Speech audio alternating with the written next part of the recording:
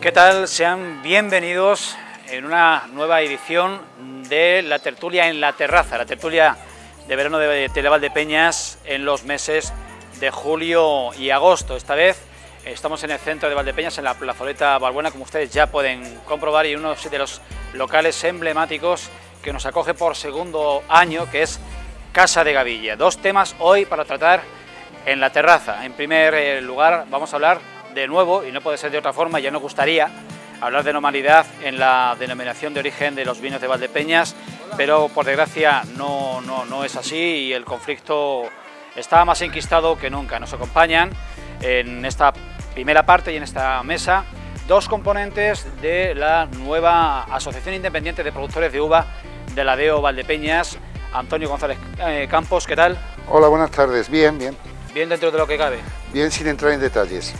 Y Paco Delgado, también de la misma asociación, con una larga trayectoria en el mundo de la representación del campo y del agro de Valdepeñas. Paco Delgado, ¿qué tal?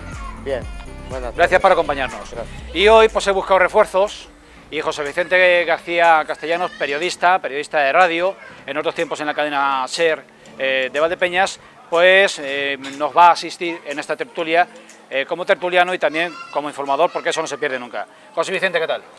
Muy bien, muchas gracias Agradecido. por haberme traído aquí a Televaldepeñas. Muy bien, pues hoy entramos directamente a saco, vamos directamente al grano y bueno, por poner o sentar unos mínimos antecedentes, ahora mismo las cosas están de manera que las asociaciones profesionales agrarias lanzan una especie de ultimátum o de advertencia, en el sentido de que si el día 24, es decir, el viernes de esta semana, no se han modificado los estatutos de forma que desaparezca el derecho de veto de las asociaciones mayoritarias, tanto en la Junta Directiva como en la Asamblea de la DEO, y no se establezca el uso obligatorio en tiempo determinado, según plazos, de etiquetas específicas para los distintos tipos de vino, estas organizaciones profesionales agrarias, ASAJA, UPA y COAG, causarán baja en la denominación de origen Valdepeñas. Echamos mano de dos profesionales del campo con, como digo, una larguísima trayectoria en el mundo del sindicalismo agrario. Antonio y Paco, quiero una primera valoración de este órdago. Es difícil utilizar una terminología que no resulte ciertamente traumática, vamos a decir. ¿Cómo consideráis esta, digamos, camino sin retorno de que sin estas dos modificaciones estatutarias las organizaciones profesionales agrarias se levantan de la DEO? ¿Y cuáles pueden ser sus consecuencias? Bueno, vamos a ver, el tema bueno, ya estamos acostumbrados a que estas organizaciones agrarias a nivel regional, que tienen la implantación en la zona de producción de la mediación de origen Valdepeñas, la que tienen, que había que mirar a ver qué representación tienen, que creo que es menos de la que ellos creen y piensan, pues más de una vez han hecho un órdago, un ultimátum de que se van y luego no se han ido, ¿no? De todas formas, si se van, la denominación de origen puede seguir perfectamente funcionando, y lo que hay que hacer aquí es clarificar esta denominación de origen. Aquí lo que hace falta es elecciones sindicales, que llevamos más de 10 o 12 años que aquí no se ha producido unas elecciones libres. Aquí desde el año 2008-2009 lo único que se ha hecho ha sido un reparto interno en la denominación de origen de los cargos, sin contar con los viticultores, y más de uno me ha reprochado a mí cuando yo estaba, pues hace ya bastantes años que dejé de ser miembro, ahora se llaman patronos, entonces cuando yo estaba se llamaban vocales de la denominación de origen Valdepeñas, que decía que bueno, que vale, muy bien, pero que hay que los agricultores, en este caso los viticultores, pues tenían que ellos votar y decir quién son los que representan al sector productor, igual que está haciendo el sector embotellador. Ellos se presentan y a razón de su peso específico de cada bodega, pues así están representados.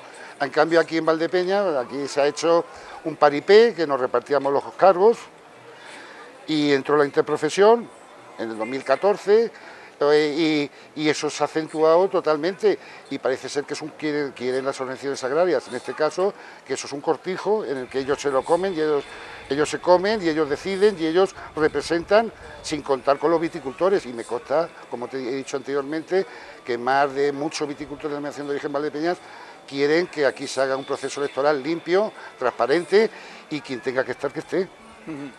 ¿No estáis entonces a favor de la acreditación de representatividad en función de la posesión de fincas que tengan los miembros de cada asociación? Claro. Anteriormente, como había 5 asociaciones de agricultores y eran 5 los que tenían que representar al sector productor, pues entonces se llegó al acuerdo de poner a uno por cada asociación. Pero el problema de ahora es que hay más asociaciones. Entonces, lo que no se puede permitir es que ellos se quieran repartir sin que haya un proceso electoral. Tiene que haber un proceso electoral y que cada uno pues acredite con las hectáreas que, si uno tiene 20 hectáreas, pues tendrá la representación que tenga, y el que tenga 500, pues la que le den los votos. Y nosotros lo que reivindicamos es pues que haya un proceso electoral, que no sé qué ocurrirá, pero parece ser que ellos no quieren que lo haya. Bien. José Vicente. Realmente el escuchar tanto a Antonio, con el que he compartido alguna que otra conversación, entrevista en mi época de radio, y a Paco, que no lo conocía, pues en volver otra vez al cabo de tantos años a lo mismo. Yo siempre he tenido la sensación de que cada vez que llegaba septiembre, cuando estábamos en medios de comunicación, siempre era el mismo problema, siempre existía el mismo problema, pero no se solucionaba o no se abordaba de la manera en que se solucionara, por lo menos para un largo tiempo. No, era terminar, parchear para esa temporada y al año siguiente, en septiembre, volvíamos a tener los mismos problemas. Escucharles otra vez es como volver otra vez atrás, es como si no hubiéramos avanzado nada. Están planteando unas cosas tan lógicas que de verdad, Julián, no entiendo cómo no se ha solucionado esto antes. Sí. Lo que pasa es que los problemas son diferentes, son muy diferentes entonces.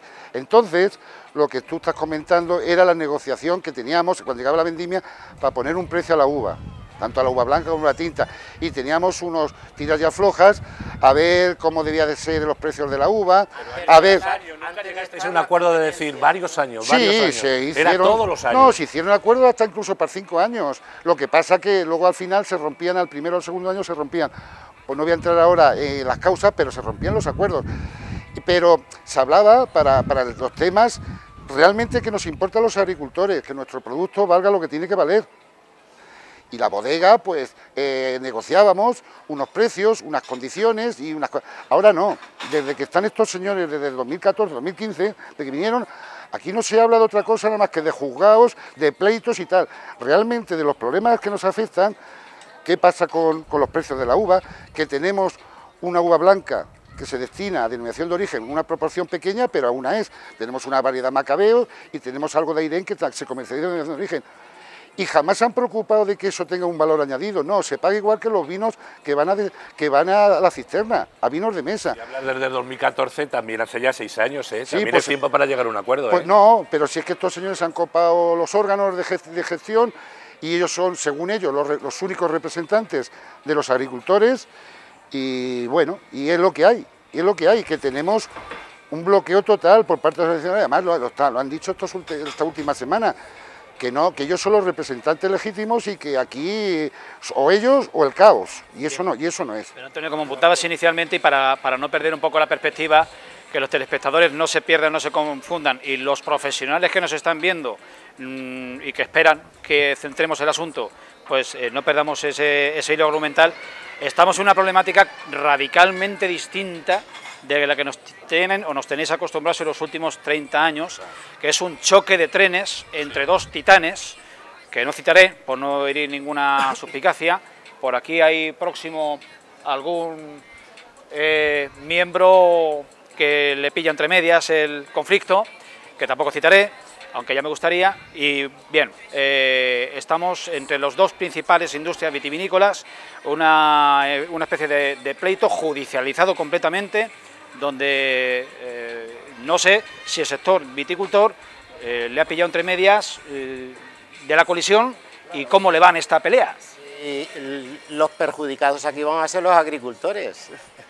Lo primero porque el hecho de que haya un conflicto, eso está dañando a la DEO. Eso va a repercutir pues, en ventas y tal. Tener una mala imagen, eso no beneficia a nadie. Y si se está diciendo que hay un fraude y un tal, al final, si se dicta una sentencia y hay que pagar una denuncia y tal, los que pagaremos la denuncia seremos los agricultores. ¿Cómo? Pues que nos van a bajar el precio de la uva, la parte que corresponda y ya está. Entonces los más perjudicados de ese conflicto siempre es el sector más débil, que somos los agricultores.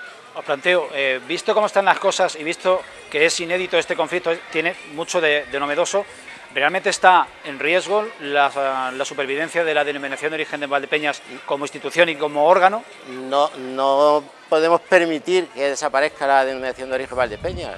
Es de la segunda, creo que es la segunda más antigua de España y es un valor añadido que tenemos aquí, y lo que no puede ser es que porque haya un conflicto entre dos titanes, pues que desaparezca. Pues tendremos que seguir como sea, el sector productor tiene que apoyar a la DEO, y la DEO lo que se tiene que dedicar es a la promoción de los vinos, promoción y promoción, y al control también. No es de recibo que una denominación de origen no tenga veedores. Paco, ¿estos casos judiciales de verdad pueden llegar a su final o vamos a hacer un por dónde para llegar antes a un acuerdo y tranquilizarlo?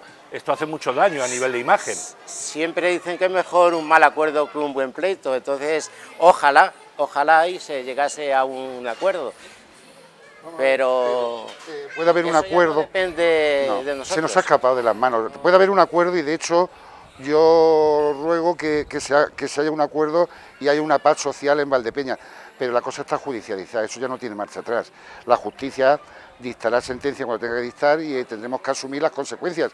Esperemos que sean los más benévolas posibles para las partes, para todas, y nada más. Pero lo que no, es que aquí el problema de dos titanes, como ha dicho Julián, de dos monstruos en el mundo del vino, tiene un problema comercial entre ellos, y lo han tenido y lo siguen teniendo, pero ese problema ha entrado en la denominación de origen cuando no debía de entrar, y ha implicado a todos los miembros de la denominación de origen.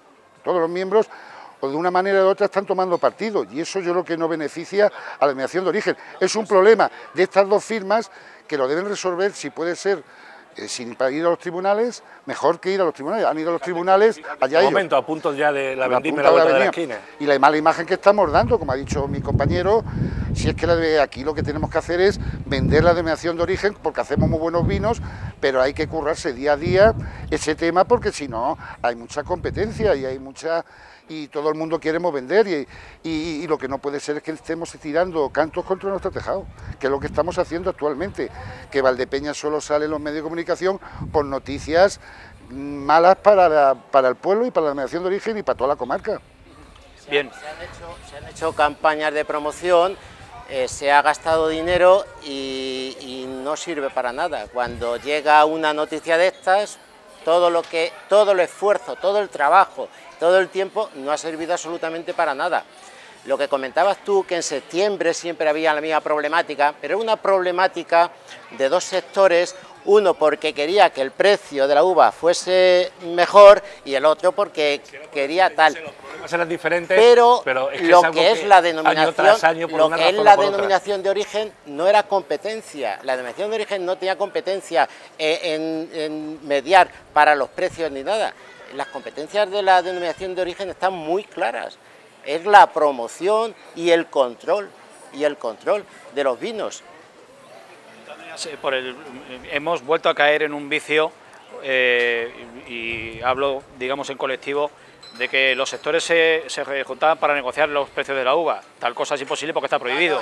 Ya hubo una condena voluminosa en términos económicos. Aquí cada proveedor se pone de acuerdo con su industria, pero por volver a centrar un poco el asunto y por hablar un poco claro, porque en los medios de comunicación se está poniendo pelos y señales y nombres y apellidos a los protagonistas. José García Carrión ha acusado recientemente en una nota de prensa del pasado viernes, de la semana pasada a Félix Solís de estar, entre comillas, cociendo una asociación agraria que se presente a las elecciones y que le permita y que tenga el mismo voto y el mismo criterio que su asociación, que es mayoritaria, que es Asevio Valdepeñas, la Asociación de Industriales Asevio Valdepeñas. Eso es una nueva asociación, relativamente nueva, con aspiraciones a entrar en el Consejo. ¿Os dais por aludidos con esa...? No nos damos por aludidos. Nosotros tenemos ya una trayectoria, vamos, tenemos ya bastantes canas y tenemos una trayectoria ante los viticultores de la zona de que tenemos ya muchos años y nosotros no nos damos por aludidos. De que nosotros solo servimos a los viticultores. Eso sí, podemos llegar a acuerdos con todos, con Asevio Valdepeñas, con Maestros Bodegueros y con la asociación de él. De hecho, muchos proveedores nuestros, yo mismo llevo uvas a García Carrión. La inmensa mayoría, Y lleva las uvas a García Carrión. Eso es una manipulación de otro señor que está en la interprofesión, que desde que vino a Valdepeñas, a mi modo de ver, y esto ya es una cosa muy personal, no ha traído más que conflictos y problemas, que ha convencido... Patiño, estamos hablando. Sí, ese señor que tú mencionas, ha convencido a este señor, que este señor ni me conoce a mí ni yo lo conozco a él, de que nosotros, porque yo hay que decir las cosas claras, cuando hizo esa declaración yo la oí, iba por nosotros, porque nosotros ya quisimos entrar en la denominación de origen hace año y medio, 2 años. Acreditamos hectáreas, las presentamos a la denominación de origen y los compañeros, entre comillas, agricultores nuestros, dijeron que no, que teníamos que presentar más documentación. Presentamos más documentación, nos volvieron a pedir otra y así nos han estado mareando hasta que llegamos a un momento y dijimos, mira, que no, que es imposible entrar aquí, porque han hecho un bloqueo y no nos ponían nada más que impedimentos de que ahora hay que presentar este papel, ahora esto. Al final nos pidieron hasta la declaración de cosecha de los últimos 5 años de todas las hectáreas que teníamos avaladas nosotros en la denominación de origen. Y cuando hicimos eso, no había el conflicto fue mucho antes. Vamos a ver, nosotros es que cuando entró la interprofesión en el 2014-2015, nos fuimos de una organización agraria que estábamos aquí en Valdepeñas. Nosotros somos antiguos componentes de una organización agraria que está en la denominación de origen sin deber de estar, porque la representación es nuestra. La presentamos nosotros, incluso con otro nombre, porque COA no pudo presentar su nombre en su momento. Pero bueno, por el bien de la denominación de origen cogimos y nos salimos porque estos señores de fuera, parece ser que iban a solucionar el problema.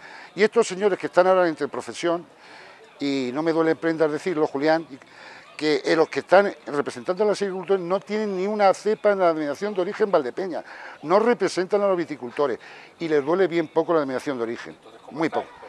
Porque en una negociación tremenda que hubo ahí, pues parece ser que los culpables de... Terminó la consejería y todo. Tantas evidencias de cosas que están mal que dijeron, ser y son. Viticultores de denominación de origen fuera, pero...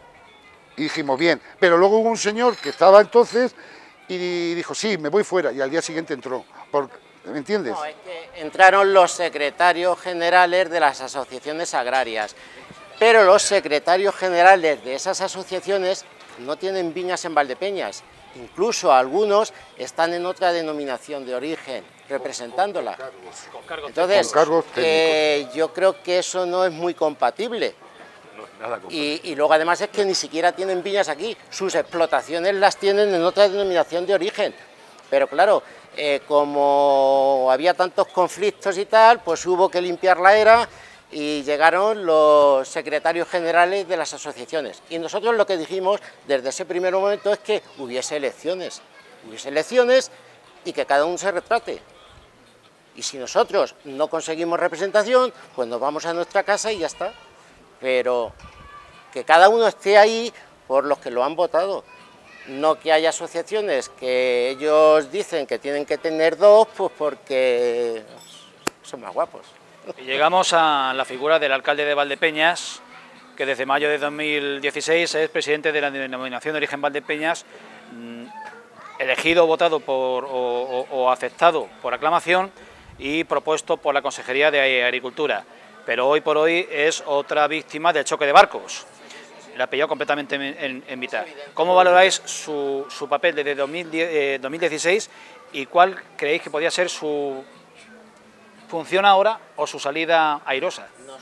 sí que tiene que salir. Nosotros desde ese momento ya no estuvimos en la denominación de origen, entonces tampoco puedo estar muy al corriente de lo que ahí se hablaba o lo que se hacía y tal. Yo pienso que Jesús ha intentado mucho la promoción, que es lo más importante de una denominación de origen, la promoción. Y yo creo que en ese sentido él creo que lo ha hecho con los recursos que tenía, pues ha hecho lo que ha podido. En otros temas, pues no lo sé, cómo lo ha podido hacer, no lo sé. Yo desde aquí ya le doy las gracias a Jesús por coger ese marrón en el 2016, porque eso era un marrón. Aquí se llegó a ponerle un candado a la puerta de la denominación de origen Valdepeñas, que ya nos olvidamos de eso.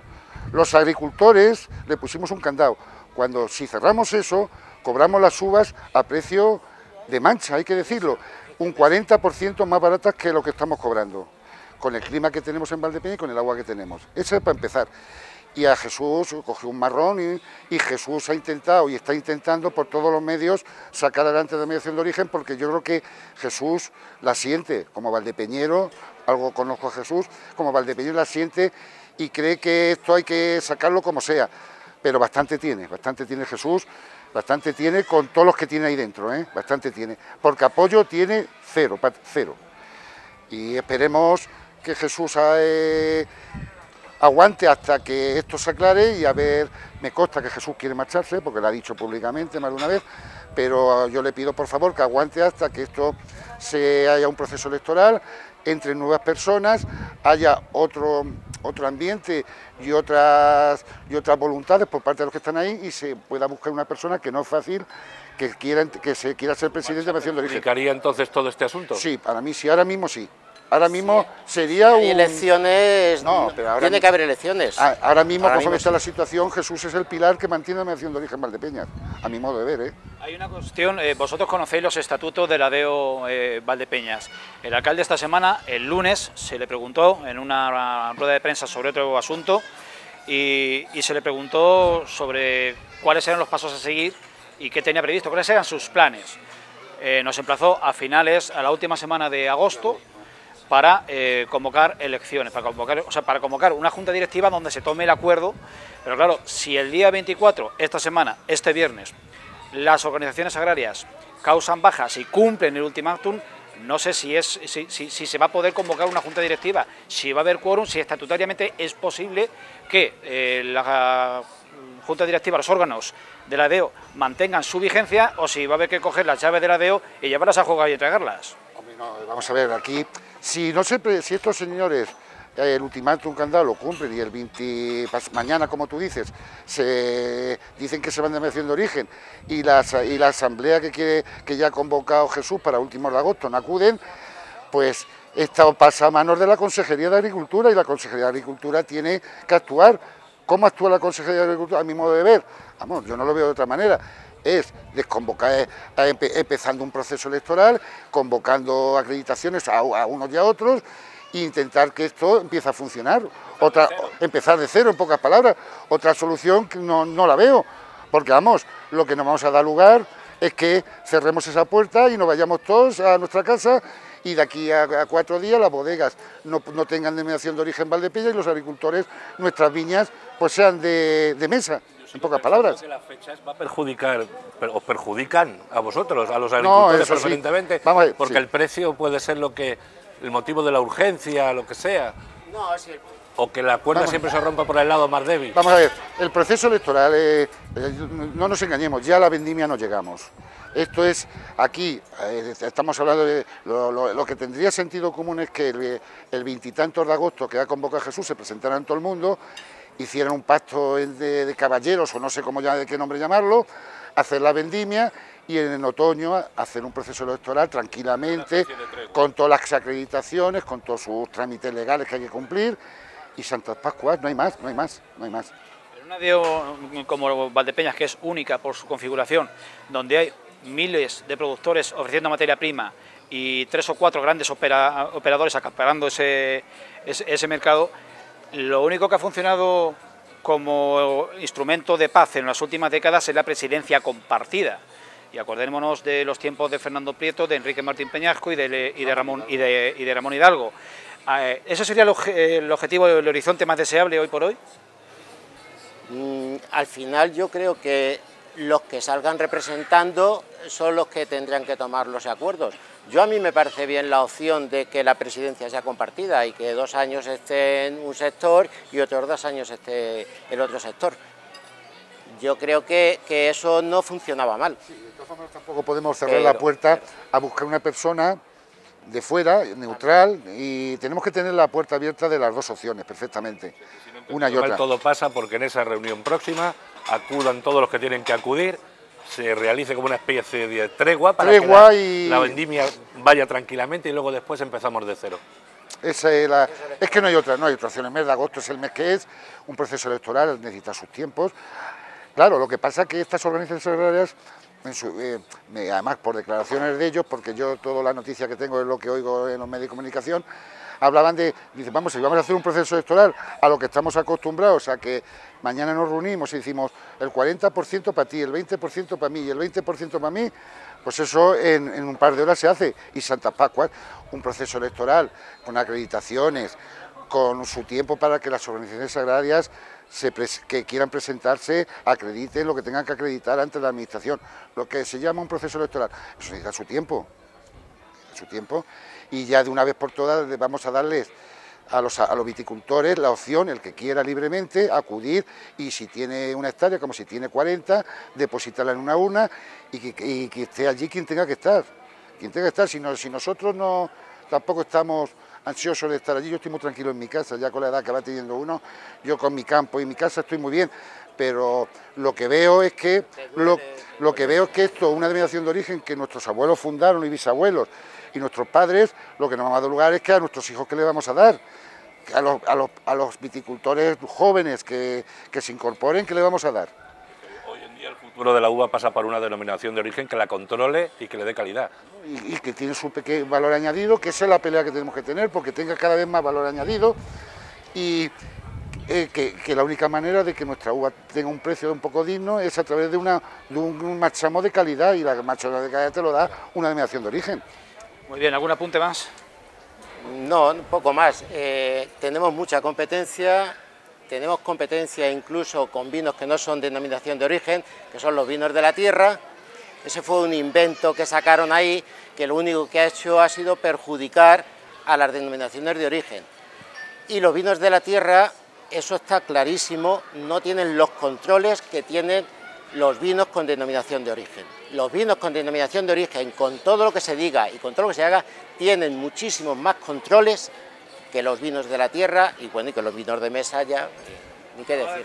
De destapar otra granada de mano, sí, porque esto es un asunto, digamos, colateral, que es otro conflicto, motivo de otro debate dentro del mismo escenario de la denominación de origen. Pues señores, no llegamos a ninguna conclusión positiva, porque el futuro próximo, la solución está porque arreglen sus cuitas las dos grandes industrias de esta zona de producción de vinos, y eso ya no depende ni de los sectores ni de la denominación de origen, sino hoy por hoy de la Audiencia Nacional. Lo dejamos aquí. Vamos a hablar en la segunda parte de la tertulia de la terraza de verano de Televaldepeñas de COVID. Vamos a hablar de rebrotes, vamos a hablar de lo que está pasando con la pandemia en nuestra provincia, en nuestra región, inclusive en nuestra comarca. Y vamos a tener aquí sentados a sanitarios del Hospital de Valdepeñas, que ya están en capilla casi, diríamos, para incorporarse después de esta pausa. Y recordemos que hoy nos acoge Casa de Gadilla en el centro de Valdepeñas, en la plazoleta Balbuena, con sus especialidades y su hospitalidad de siempre. En unos minutos volvemos a vernos. Hasta ahora.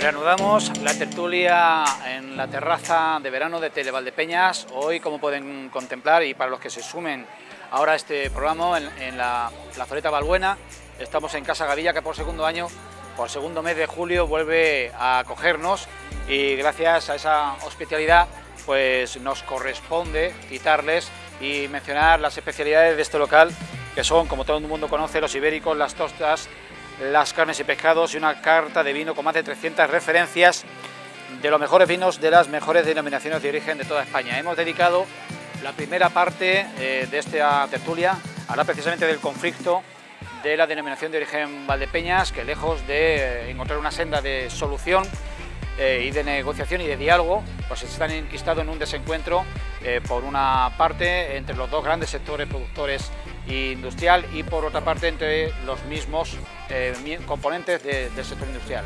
El tema ha quedado comentado largamente por espacio de más de media hora y ahora pasamos a esta segunda parte que les anunciábamos y que tiene que ver con la situación de la pandemia en nuestro pueblo, en nuestra comarca y en nuestra comunidad autónoma. Hemos invitado, porque han sido noticia esta semana, al colectivo de celadores. Tenemos dos representantes de esta profesión del Hospital Gutiérrez Ortega. Ellos son Esperanza Serrano. Esperanza, ¿qué tal? Hola, buenas tardes. Gracias por acompañarnos. Y Luis Fernando Sánchez Verdejo. ¿Qué tal, Luis Fer? Buenas noches, bien. Ambos formáis parte de la plataforma del reconocimiento para los celadores, reconocimiento El Celador Ya, de ámbito nacional, que ha surgido, tiene su origen precisamente en esta situación de pandemia, porque bueno, no se está reconociendo como personal de máximo riesgo, pese a estar en contacto desde la entrada misma del hospital con las personas afectadas. Esta misma semana habéis tenido una comparecencia entre los medios de comunicación, una concentración, una especie de pequeña testimonial, simbólica protesta a la entrada del centro sanitario. Explicarnos básicamente en cuáles son vuestras reivindicaciones y las razones que os sustentan y que os avalan ante la opinión pública y ante las autoridades sanitarias. Esta plataforma surge en el mes de marzo a raíz de, de la declaración por parte del Ministerio de Sanidad de los celadores como personal de bajo riesgo. Consideran que el celador no tiene contacto directo con los pacientes y entonces nos catalogan como de bajo riesgo. Evidentemente nosotros sabemos que la población en general conoce y reconoce nuestra labor y saben que desde que un enfermo aparece en la puerta del hospital y hay que ayudarlo a bajar del coche o directamente bajarlo porque no puede y demás, lo pasamos a las consultas, lo llevamos a las pruebas, ayudamos a los aseos, los aseamos, los levantamos o ayudamos a levantarlos, todo, los colocamos en las mesas de los quirófanos y demás. Entonces eso la población lo sabe, pero se ve que el Ministerio no lo sabe. A raíz de esta catalogación como personal de bajo riesgo, hemos sufrido la falta de los equipos de protección individual. Si bien es cierto que aquí en Valdepeñas no hemos estado tan mal como en otros sitios de España, las cosas son, hay que decirlas como son, pero bueno, lo hemos sufrido también, sobre todo al principio. De hecho, ayer se hizo público una estadística del Hospital General de la Cruz Roja en Madrid y el colectivo con el porcentaje más alto de infección por COVID-19 es el de los celadores, con casi un 40%. ¿Es que hay un trasfondo presupuestario detrás de esta medida o de otra índole? No creo.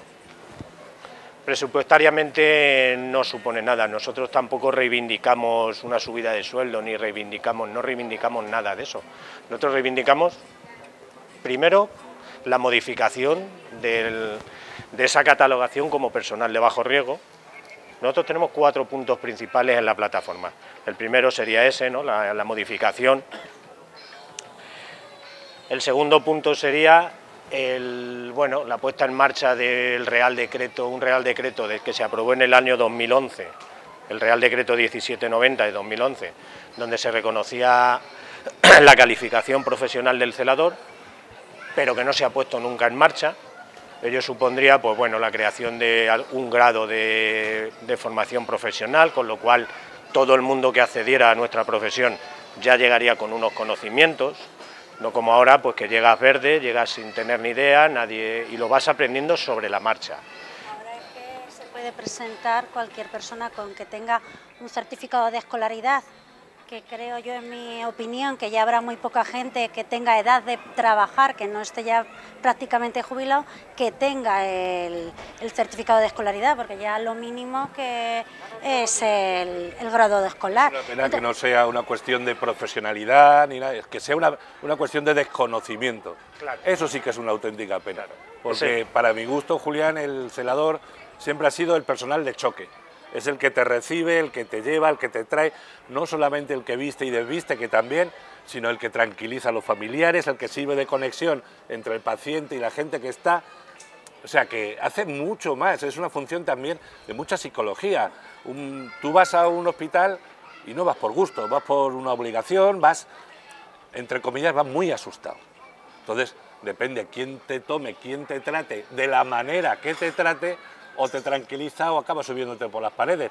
Y yo creo que el celador, además de esas funciones, hace esa función de psicólogo, de calmar, de conexión entre el paciente y los familiares, que muchas veces no ayudan. O sea que reconocer al celador, personal de choque, para mí es imprescindible. Y me da mucha pena que no sea cuestión de profesionalidad, sino que sea cuestión de desconocimiento. Porque hay gente que tiene que valorar eso, que está en un sitio muy acomodado, con un buen sueldo, y vosotros estáis ahí viéndolo venir. Sí, no, iba a decir que sí que es cierto que parece que las altas esferas están metidos en sus sillones y no saben realmente qué función desempeñamos. De todas formas, nuestras funciones se recogen en un estatuto del año 71 que están obsoletas totalmente, porque hoy por hoy hacemos muchas más funciones de las que el estatuto que nos rige nos reconoce.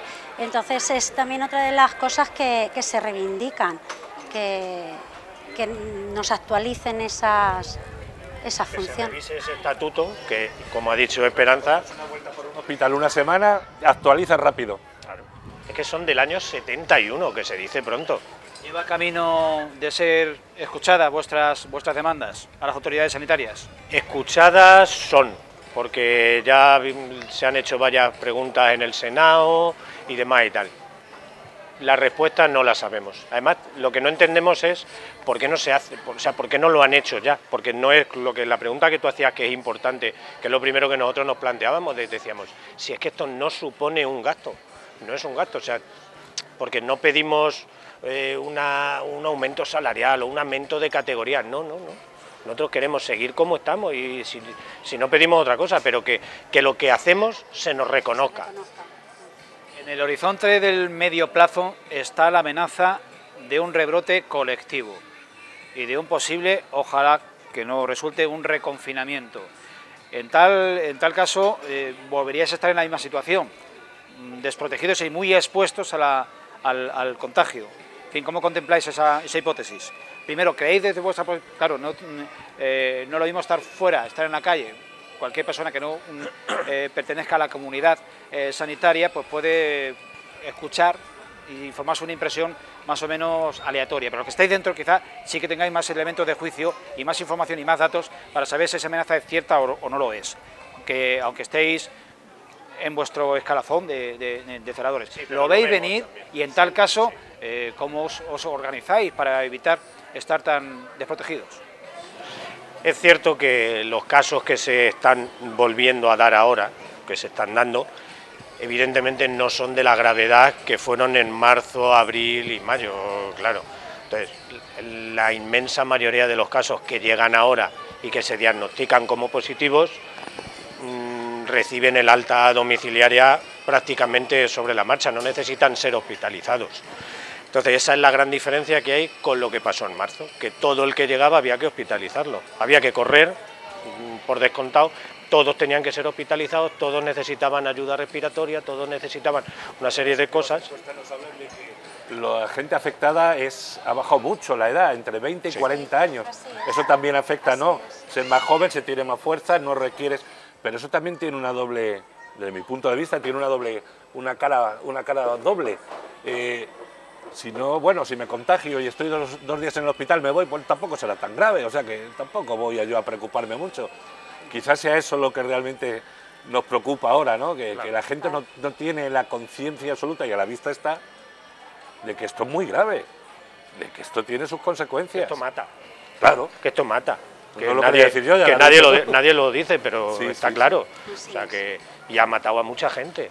Ahora mata menos, sí, El pero problema de ahora es que hay más contagios porque hay mucho sintomático. La gente joven y de mediana edad, al sufrir al sufrirlo menos, es más asintomático, entonces se contagia más. Nos confiamos, también, ¿no? nos confiamos y entonces... Pero sí que es cierto que están llegando casos de gente más joven. Se van para casa, guardan la cuarentena en casa, no necesitan tanta hospitalización, pero sí que sigue habiendo contagios. Los datos de las últimas 24 horas, las 24 horas previas a la grabación de este programa, hablan de 14 nuevos contagios en Castilla-La Mancha, todos detectados con PCR, luego habrá más contagiados que están sin diagnosticar. Hay 39 hospitalizados en camas convencionales en todos los hospitales de Castilla-La Mancha y solo 3 en Valdepeñas. 39 en Castilla-La Mancha y 3 en Valdepeñas hospitalizados. Si nos remontamos a los momentos más duros de la pandemia, teníamos solo en Valdepeñas 93 ingresados en el hospital. Y ni les cuento el número de hospitalizados en Castilla-La Mancha. En las últimas 24 horas han fallecido 4 personas en nuestra región, una de ellas en la provincia de Ciudad Real.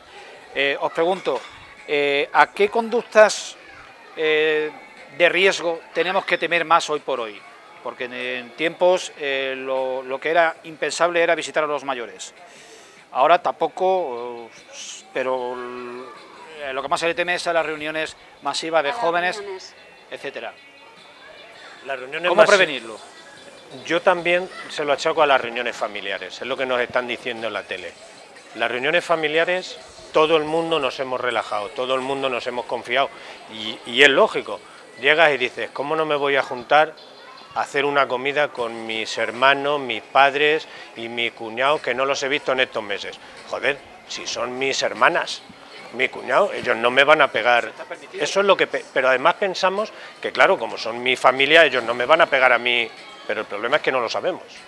Entonces, las reuniones familiares están teniendo también mucha culpa, aparte de los jóvenes, por supuesto. Pero está permitido, sí, pero, hombre, eso no significa que seamos inmunes 100%. Hay que tomar las precauciones como si sales cualquier día a la calle o haces cualquier otra cosa. Pero al ser... Lo de los jóvenes a mí me parece todavía más peligroso. Esas macro fiestas, sí, claro. Que si no las hacen en el piso de uno, las hacen en el piso... Pero bueno, que a esos jóvenes nadie les dice, oye, ¿qué pasa aquí? Esa gente tendrá padres, tendrá alguien que les diga algo, ¿no? Digo yo. Pero Cada vez que salen a la calle, ¿quién los controla? Pero sí que yo también veo más peligroso las reuniones de los jóvenes, las macrofiestas que hacen, porque ninguno se protege, ninguno guarda Se olvida. Sí. Se olvida. tenemos... Tú se cree que... puede con todo. Claro. Que es inmune a todo. Entonces, quizá ha faltado algo de promoción, o sea, publicitarlo de una manera que les llegue a la gente joven, que no tengan esa sensación de inmunidad, de que bueno, aquí no pasa nada. Quizá nos ha faltado llegar hasta ellos porque estamos mentalizados que a la gente mayor les afecta muy duramente, pero parece que como que la gente joven tiene ese punto de inmunidad, como Claro. no hemos sabido llegar a ellos. Se ha estado hablando de ello durante toda la pandemia, que los niños pequeños y los jóvenes eran más resistentes al contagio. Entonces yo pienso que sí que ha habido también, aparte de la locura que tiene la gente joven de decir el mundo es mío y nadie me va a parar, aparte de eso la desinformación o la mala información que se les ha transmitido. Bien, por seguir dando datos de hoy, estamos hablando de en todo el país más de 200 rebrotes, más de 200 contagios colectivos. Se viene hablando desde el principio de semana del asentamiento de obreros en Albacete y de ese rebrote masivo en Socuéllamos con en torno a un centenar de contagios. Ojo y tómese la información con pinzas, se nos ha hablado hoy, no diremos dónde, de una población muy próxima, donde se está intentando verificar si hay un rebrote en una población del entorno de Valdepeñas que no citaremos hasta que no se confirme de manera oficial.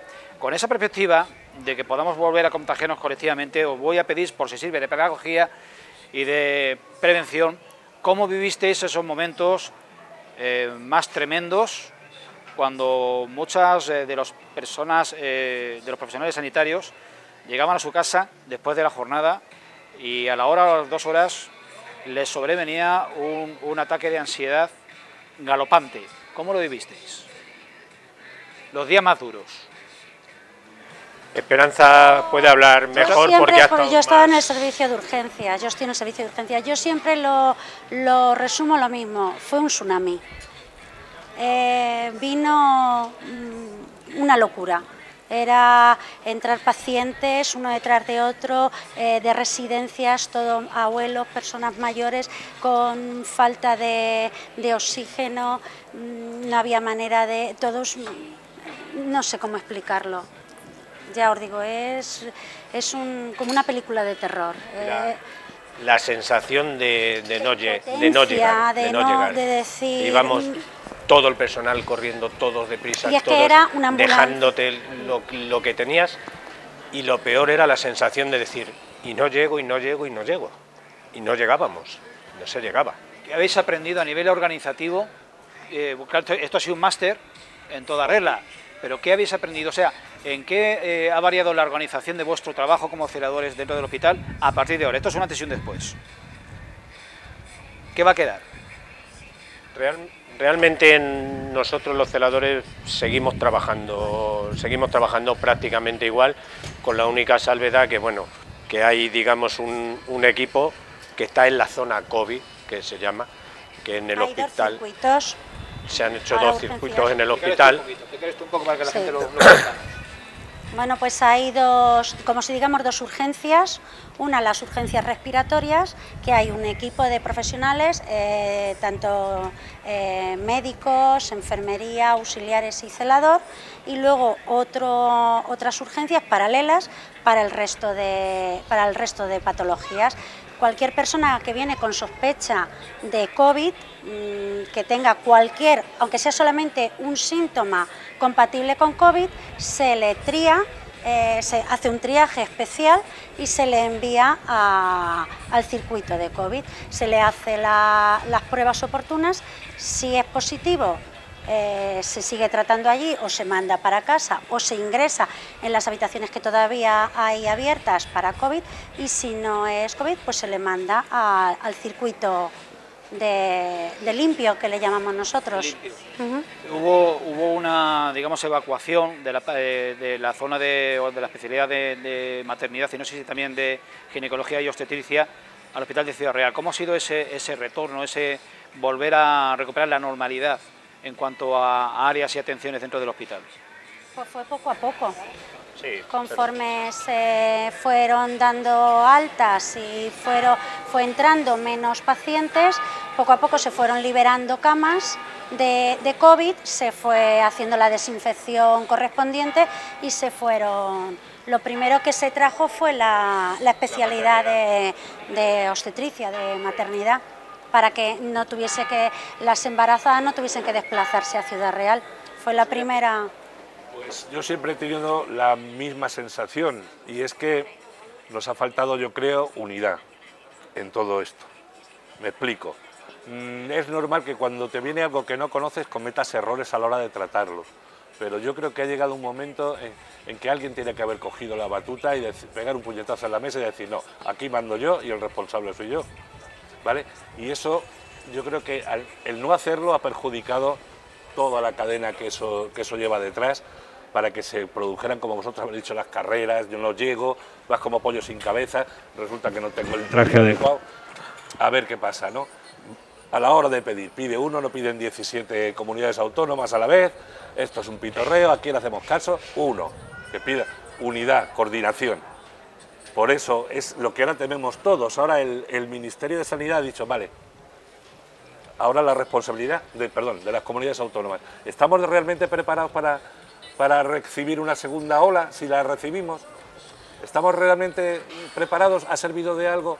Yo en mi opinión creo que sí. Mira, en Cataluña y en Aragón las comunidades autónomas tienen ahora el mando y la cosa, cuando se desboca, se desboca. Es que a lo mejor han corrido demasiado, porque recuerda que, sobre todo, por ejemplo, Cataluña eran los que exigían pasar corriendo a la siguiente fase y pasar a la siguiente fase. Claro, yo entiendo que económicamente esto ha sido un palo brutal a la economía de este país, bueno, de este país y de todos, ¿no? Entonces, ellos sobre todo querían salvar la economía, pero no calcularon que por salvar la economía íbamos a volver a lo que estamos volviendo, a los rebrotes. Entonces, Cataluña lo que le ha pasado ha sido eso. Han querido correr tanto en pasar a la nueva normalidad que han tenido que recular. Galicia también, ¿eh? No tiene ningún caso. Bueno, Galicia tuvo el caso de la... Bueno, pero un pequeño brote que no... Pero lo de Cataluña y lo de Aragón, es que, no sé, quizás necesitamos todavía tener un único mando que nos dirija. Sí, yo eso estoy de acuerdo. Yo creo que debería estar un Y mando el espectáculo que nos centralizado. da a nivel Sí. internacional. Vamos, yo no sé, no lo entiendo, es que sigo sin entenderlo. Los celadores y celadoras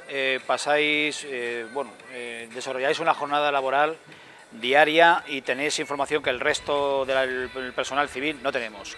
¿Está la vacuna más cerca? ¿Confiáis en esa hipótesis o está todavía demasiado lejos para lo que nos gustaría? Confiamos, pero evidentemente conocimiento no tenemos. Confiamos igual que el resto de la población. Ojalá. Ahora se oye que hay...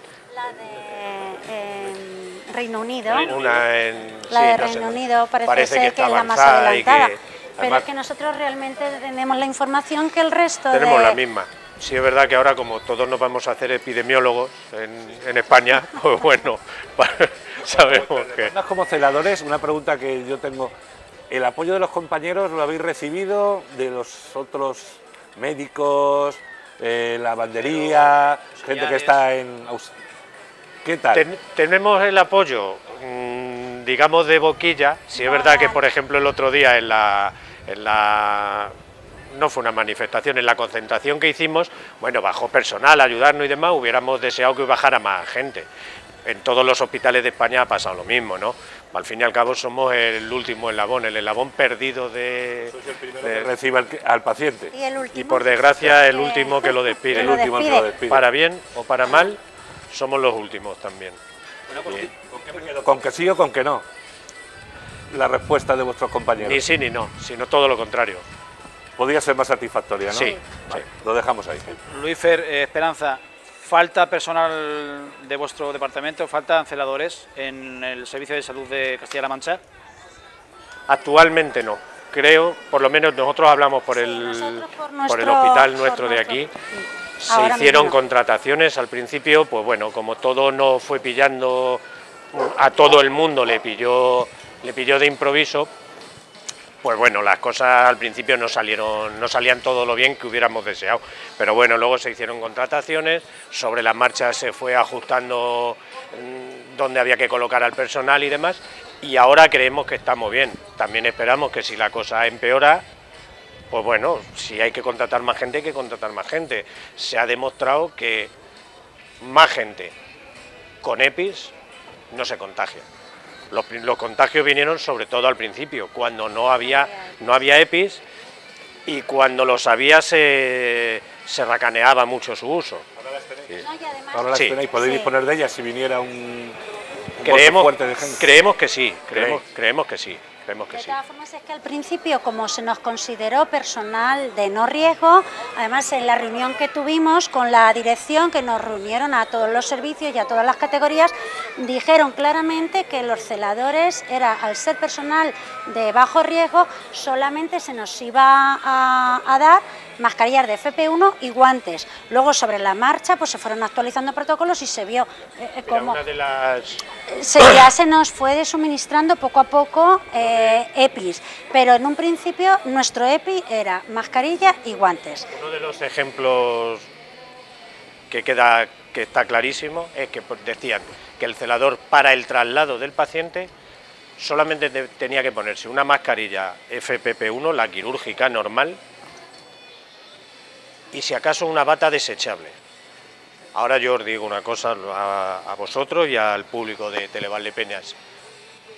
Nos metemos en un ascensor con un enfermo de COVID-19, tosiendo, con dificultades respiratorias, y se mete el enfermo y el celador, con la mascarilla quirúrgica y una bata de papel, y la mascarilla es de papel también. ¿Cómo lo veis? Acompaña un rosario y una Biblia, porque otra cosa ya... en fin, todo lo que conlleva la persona muy agitada, muchos de ellos estaban muy agitados, te quita la mascarilla, te echa mano, es que todo eso lo hemos vivido. Gente que llegaba en muy mal estado, súper agitados, el celador ahí, con el auxiliar de enfermería, el auxiliar con su equipo y el celador. Por eso lo primero que reivindicamos es eso, es la modificación de la catalogación de personal de bajo riesgo. O sea, está claro, eso tiene que hacerse ya. Y además es evidente, es lo que hablábamos al principio, si la sociedad lo sabe, la sociedad lo tiene, lo que no sabemos es quién, en qué ministerio, desde qué mesa ha decidido que nosotros somos personal que no tiene contacto con los pacientes. ¿El SESCAN nos da algún tipo de esperanza, algún tipo de buenas palabras al menos? Como no depende solo del SESCAN, el SESCAN directamente no se pronuncia. Ellos están esperando a ver lo que diga el ministerio de arriba. Decía que en Calle Torga, sí, son la misma cuerda, digámoslo pues, así, claro. Dejamos a ver. Por eso la plataforma se ha creado a nivel nacional. Estamos todos los hospitales de España, estamos con hospitales y centros de salud. Claro, no nos podemos olvidar de la atención primaria, que tan importante está siendo ahora también. Pero estamos todos con la misma problemática. Los celadores tenemos la misma problemática en toda España. A los pacientes, imagino, ¿qué habéis recibido de ellos? Bueno, ¿Más apoyo de lo que hablábamos antes? Los pacientes tampoco se pronuncian mucho. Es verdad que nosotros la satisfacción que tenemos cuando, yo lo cuento muchas veces, cuando tú sales de una habitación y ves al pobre abuelito que toca, que no lo conoces de nada, pero ves que le ha sacado una sonrisa, que se ha alegrado y demás y tal, yo ya me voy a mi casa diciendo, hoy ya me gana el sueldo, macho. Sí que es cierto que en esta pandemia los familiares, por regla general, se han portado porque tenían que dejar a sus pacientes, a sus familiares los tenían que dejar solos, en las condiciones en las que los dejaban. Y por regla general los familiares han sido muy... Y el celador es el que está de cara a ellos. Hay veces... Vamos, tú como celador le tienes que decir, no puedes pasar, tiene que pasar solo, no puede pasar acompañado. Pasan horas, el médico no informa, el celador, oye, perdona, ¿me puedes dar información?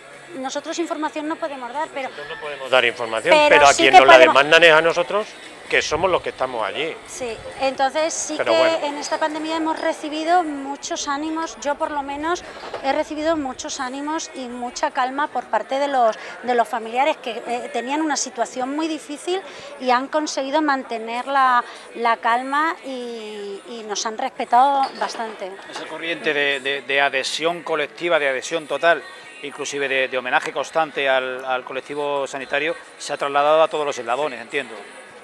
Y eso en alguna medida reconforta y compensa los momentos duros de, como decíais hace un minuto, de no estoy llegando aunque estoy haciendo todo lo que puedo. Bien, pues este es el testimonio del personal de los celadores del Hospital de Valdepeñas y del Sistema Público de Salud de Castilla-La Mancha, y entiendo que sus palabras son las que representan a todo ese importantísimo colectivo. José Vicente García Castellanos, ¿algún apunte final? No, simplemente volver a insistir que tenemos muy poca memoria, que hace muy poco tiempo salíamos a los balcones a aplaudir y ahora nos estamos riendo de todo eso y estamos teniendo las consecuencias. Así que por favor que tengamos memoria, que sepamos que esto es muy serio, como ha dicho el que mata, y que por favor que hagamos caso, que las cosas no se dicen porque sí. Bien. Luis Fernando, ¿alguna cosa ibas a comentar? Luis Fernando Sánchez Verdejo, Esperanza Serrano, plataforma de reconocimiento para el celador ya a nivel nacional, que vuestras demandas se vean satisfechas porque son demandas tanto de los trabajadores como de los usuarios. Y nuestra gratitud y nuestro agradecimiento por vuestro trabajo y por haber acudido a la cita con la terraza de Televaldepeñas. Muchísimas gracias a vosotros también. Y esto ha sido todo la terraza de hoy. Empezamos de día y acabamos como siempre disfrutando de una muy agradable, muy grata noche o velada del mes de julio en el centro de Valdepeñas, en la terraza, esta vez de Casa Gavilla. Ya hemos visitado el restaurante Europa, estamos en Casa Gavilla, les vamos a emplazar dentro de 15 días en la antigua bodega Los Llanos y acabaríamos temporada cerca de esas atípicas fiestas del vino, pues haciendo tertulia en la terraza de Valpenalti, donde mejor. De manera que quedan emplazados de momento a la tertulia y plató la semana que viene y bien, que lo disfruten. Esto ha sido todo. Hemos hablado de los conflictos que no cesan, no acaban la denominación de origen Valdepeñas. Hemos hablado de COVID desde la perspectiva del personal, de los celadores de nuestro hospital, y esperamos que estos contenidos hayan sido de su agrado. Un abrazo y hasta pronto.